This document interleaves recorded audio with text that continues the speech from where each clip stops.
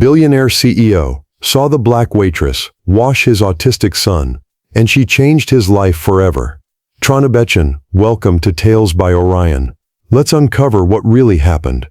Restaurant Aria was a universe of hushed elegance, a place where fortunes were discussed over meticulously plated entrees and vintage wines.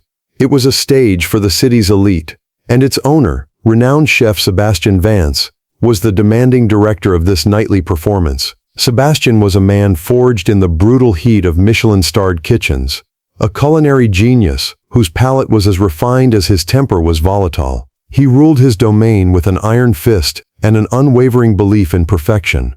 To him, every plate was a canvas, every ingredient a note in a symphony.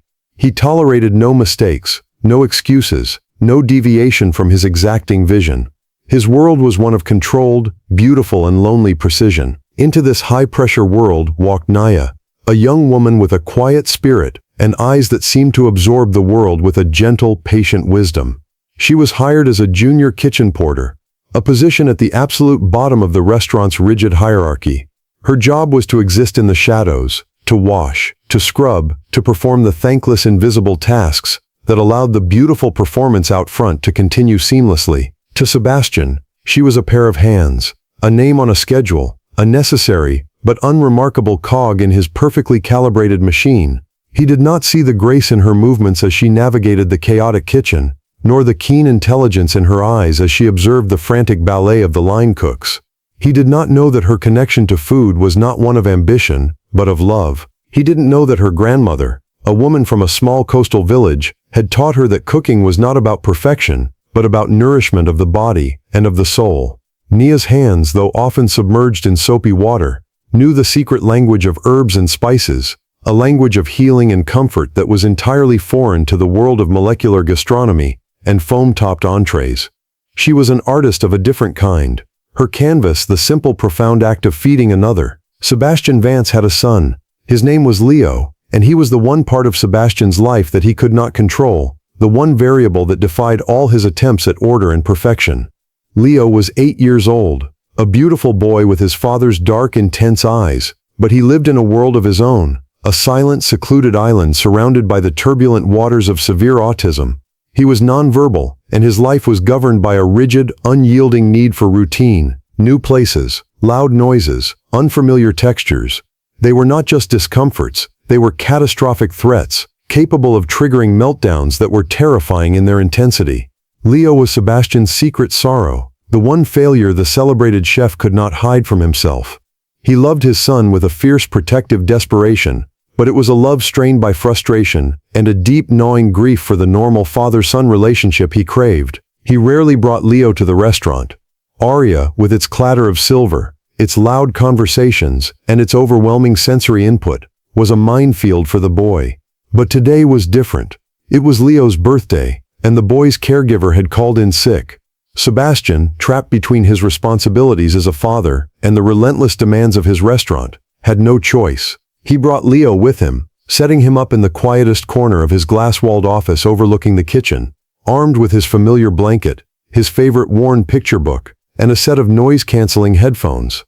He hoped the familiar routine of watching the cooks, a silent, predictable ballet from a distance, would keep Leo calm. But the universe had other plans. A busboy, new and nervous, dropped a massive tray of metal pans just outside the office door. The sound was like a bomb exploding in the relative quiet, a deafening metallic crash that shattered the fragile peace. Leo's reaction was instantaneous and violent. He let out a shriek of pure, unadulterated terror, his small body going rigid. The headphones were torn from his ears, the book flung across the room. He began to thrash, his fists beating against his own head, his cries a raw, wordless expression of a pain so overwhelming it was unbearable. Sebastian rushed into his office, his heart seizing with a familiar, sickening dread. He tried to hold Leo, to soothe him, but his touch was like gasoline on a fire. Leo recoiled, his cries escalating into a keening, desperate wail. The meltdown was in full swing, a terrifying, unstoppable storm. The entire kitchen, which had frozen at the sound of the crash, was now a silent audience to the chef's private agony. They watched, a mixture of pity and fear on their faces, as their formidable, untouchable boss was rendered utterly helpless by his own son's distress. Sebastian felt their eyes on him, 100 pairs of them, and his helplessness curdled into a hot public shame. He was a man who commanded perfection, yet he couldn't even command his own child. He felt like a fraud, his carefully constructed persona of control shattering into a million pieces. In the midst of this chaos, Nia, who had been scrubbing pots in the scullery, a small steamy room at the back of the kitchen, heard the commotion. She felt the boy's cries not just as a sound, but as a vibration, a desperate signal of a system in overload. She abandoned her station, wiping her wet hands on her apron, and walked towards the source of the distress. She pushed past the frozen, staring kitchen staff, her gaze fixed on the glass-walled office. She saw the scene inside, the terrified child, the desperate father, the storm of pain that seemed to have no end. She did not see a chef and his son. She saw a human being in agony, and another who didn't know how to help. Without a moment's hesitation, without a thought for the rigid hierarchy of the kitchen, or the potential wrath of her employer, she opened the office door and stepped inside. Her presence was a sudden, quiet intrusion into the vortex of chaos. Sebastian looked up, his face a mask of grief and fury. "Get out," he roared, his voice cracking. "Everyone, just get out." But Nia didn't move. She didn't look at him. Her eyes were only for Leo. Nia moved with a calm, unhurried grace that was a stark, stunning contrast to the chaos in the room. She didn't approach Leo directly, which would have been another assault on his overloaded senses. Instead, she knelt on the floor a few feet away from him, making herself small and unthreatening. She didn't speak. She didn't try to touch him. She just began to hum. It was a low, simple, repetitive melody, a tune with no words and no discernible origin. It was the sound of a calm heartbeat, a gentle, steady anchor in the raging storm of his meltdown. Leo's frantic thrashing didn't stop immediately, but the rhythm of his cries began to change. The sharp, terrified peaks of his wails started to soften, to fall in line with the steady, gentle rhythm of her humming. Sebastian watched, stunned into silence. Every therapist, every specialist, had a protocol, a series of steps, a clinical approach. This girl, this kitchen porter, had only a simple human sound. Nia then reached into the pocket of her apron and pulled out a small, smooth gray stone, worn and polished by the sea. She began to rhythmically tap it against the floor, creating a soft clicking sound that harmonized with her humming. Click, hum, click. It was a language of pure sensory input, a conversation beneath the level of words. Leo's movements grew less frantic. He slowly, hesitantly, lowered his hands from his head. His gaze, which had been wild and unfocused, flickered towards the source of the sound, towards the girl on the floor. He was still crying, but the sound was no longer a shriek of terror. It was a cry of deep, exhausted sadness. Nia continued her quiet rhythm, a patient, unwavering beacon. Then she began to speak, her voice a low, soothing murmur that wove itself into the humming and the clicking. "It's too loud out there," she said softly, as if sharing a secret. "All the clanging and the shouting. It hurts your ears, doesn't it? It hurts mine too sometimes." She wasn't talking to him like a patient. She was talking to him like an equal, a fellow soul who understood the pain of a world that was too loud, too bright, too much. Sebastian stood frozen, a silent witness to a miracle he couldn't comprehend. He was watching a master at work, a virtuoso of compassion, and her instrument was not a violin or a piano, but the human heart itself. The storm was beginning to pass. Leo's cries had subsided into watery, shuddering sobs. He was still on the floor, curled in on himself, but the rigid terror had left his small body, replaced by a profound, boneless exhaustion. Nia, seeing the shift, slowly, inch by inch, moved closer. She still didn't try to touch him. Instead, she laid her hand, palm up, on the floor between them. It was a simple, open invitation, a gesture of peace with no demand attached. "It's okay," she whispered. "The noise is gone now. It's just us." Leo watched her hand for a long, silent moment. Then, with a hesitant, trembling motion, he reached out his own small hand and touched her fingers. The contact was feather-light, a question. Nia didn't grab his hand. She just let him explore, his fingertips tracing the calluses on her palm, the small scars from a lifetime of hard work. It was a silent, tactile conversation, a building of trust in a language that had no words. After a moment, she gently closed her fingers around his. His hand did not pull away. The connection was made. Sebastian let out a breath he didn't realize he had been holding. The tension in his own body, which had been a knot of solid steel, began to dissolve. He felt a wave of emotion so powerful it made him dizzy. Gratitude, awe, and a deep, humbling shame. He had seen his son as a problem to be managed, a puzzle to be solved. This girl, with her quiet song and her sea-smooth stone, had seen him as a person to be reached. With her other hand, Nia gestured towards the large industrial sink in the corner of Sebastian's office kitchenette. "Sometimes," she said, her voice still a soft murmur, "when the world gets too loud, a little bit of warm water helps make it quiet again." She looked at Sebastian for the first time, her gaze not one of triumph or judgment, but a simple, direct question. "Is it okay if I wash his hands?" Sebastian, the formidable chef, the master of his universe, could only nod, his throat too tight for words. He felt like an intruder in his own office, a student in the presence of a master whose wisdom he was only just beginning to comprehend. Gently, patiently, Nia helped Leo to his feet. He was pliant in her hands, his trust in her absolute. She led him to the sink, her arm a steady, supportive presence around his shoulders. Sebastian watched, his heart aching with a strange mixture of jealousy and wonder, as his son allowed a stranger to give him a comfort he himself had so often been unable to provide. Nia turned on the tap, adjusting the temperature with a practiced touch until it was perfectly blissfully warm. She didn't just wash Leo's hands, she performed a ritual. She let the warm water run over his wrists, a place of high sensory input, and he let out a soft sigh, his body relaxing further. She took a small bottle of unscented natural soap from her apron pocket, something she carried for her own sensitive skin, and gently lathered his hands, her movements slow and rhythmic, her humming a constant soothing presence. She was not just cleaning him, she was grounding him. She was using the simple elemental power of warm water and gentle touch to wash away the lingering static of his terror, to bring him back into his own body, back to a place of safety. The scene was so intimate, so profoundly gentle, that it felt sacred. Sebastian looked at this young woman, this kitchen porter, and he saw a healer. He saw an artist whose medium was not food, but kindness. The kitchen, with its frantic energy and its quest for Michelin stars, suddenly seemed a million miles away, a different, less important universe.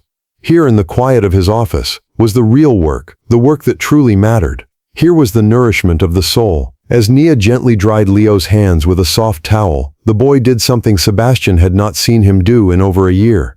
He leaned his head against her arm, a gesture of pure, unadulterated affection and trust. He was not just calm, he was content. He was safe. Nia simply rested her cheek on the top of his head for a moment, a silent acknowledgement of the bond that had been forged between them in the heart of the storm. And Sebastian Vance, the man who thought he had nothing left to learn, felt his world pivot on its axis.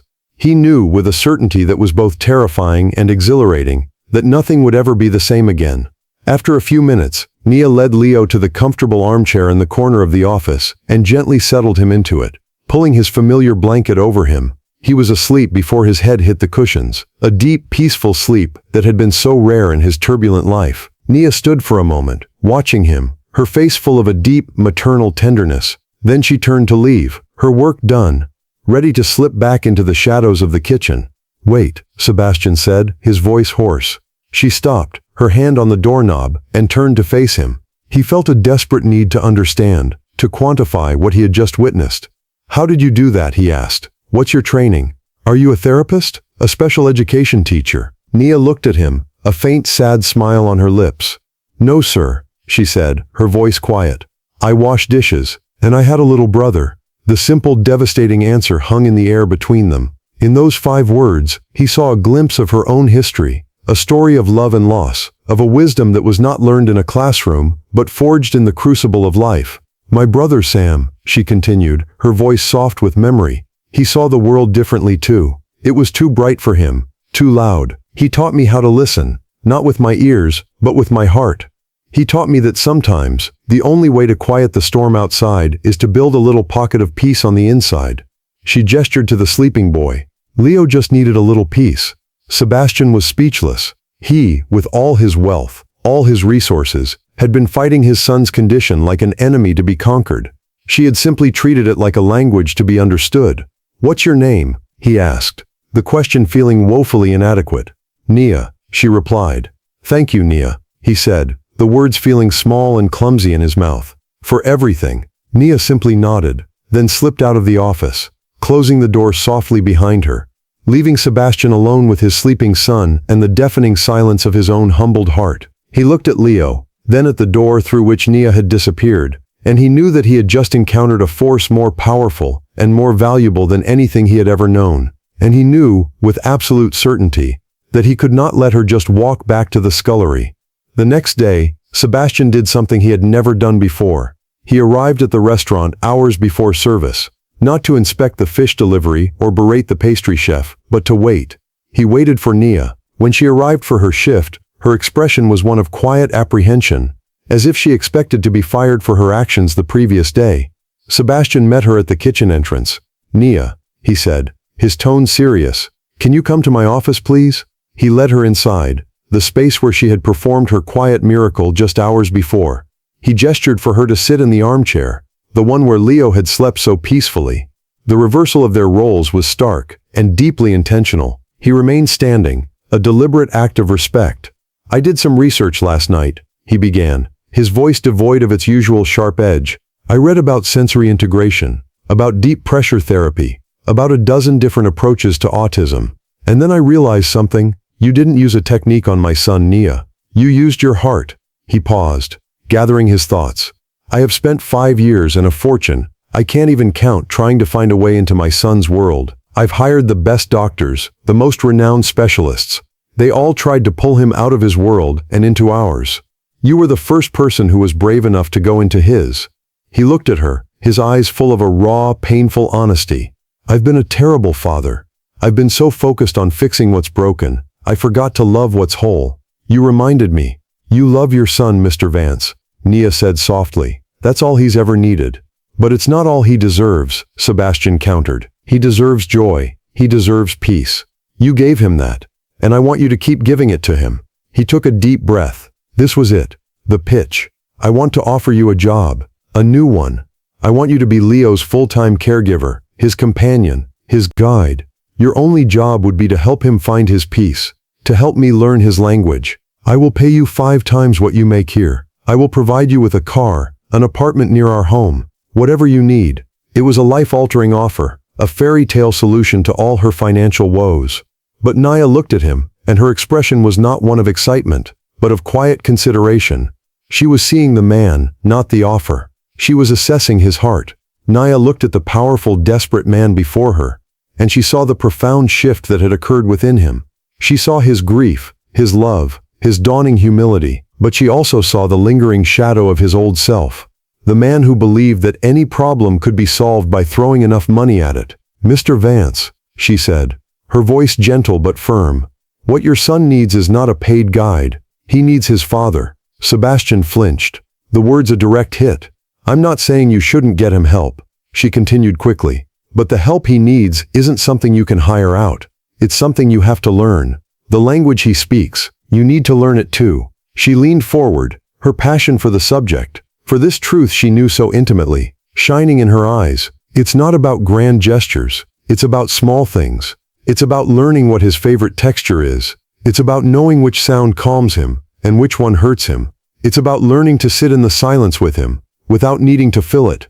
It was a lesson. She was not just accepting or rejecting a job. She was teaching him how to be the father his son needed. It was an act of profound generosity and of incredible courage.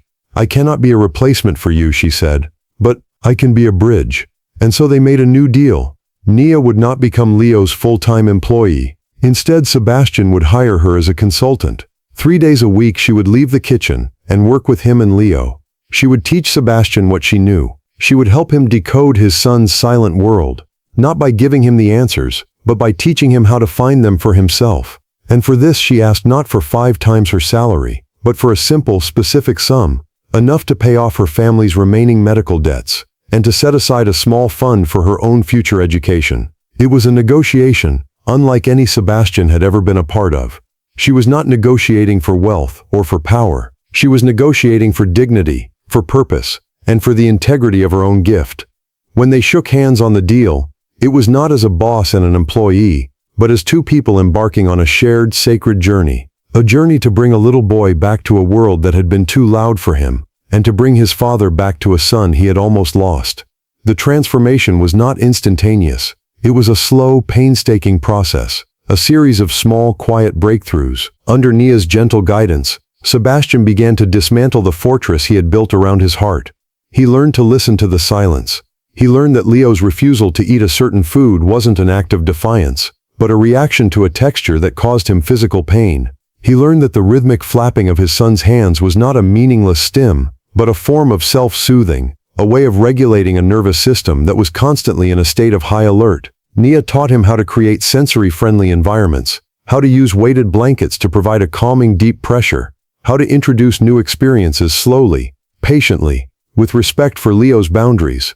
The glass-walled office at Aria was transformed. The stark minimalist space was softened with plush rugs, floor cushions, and a small bubbling water feature, whose gentle sound soothed Leo. It became their sanctuary, a place of learning and connection. The real change, however, was not in the environment, but in Sebastian. He began to leave the restaurant early. He started taking Leo to a quiet, secluded beach in the mornings, not for therapy, but just to feel the sand and listen to the waves. He learned to communicate not with words but with shared experiences. He discovered that his son loved the feeling of smooth, wet stones, and they would spend hours collecting them, a silent shared treasure hunt. One afternoon, as they sat in the office, Leo was having a difficult moment, agitated and on the verge of a meltdown.